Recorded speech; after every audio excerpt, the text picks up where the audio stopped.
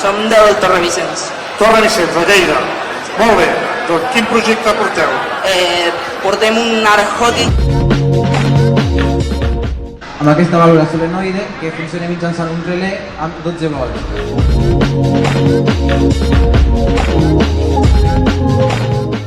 La nostra primera idea va ser de fer un rec automatitzat mitjançant una electrovàlvula.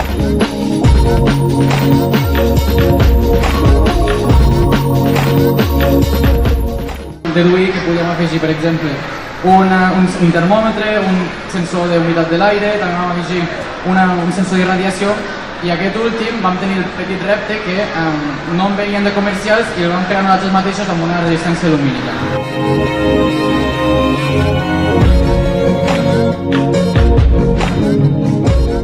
Estem exposant un sistema de rec automatitzat amb un sistema d'Arduino i una bomba d'aigua.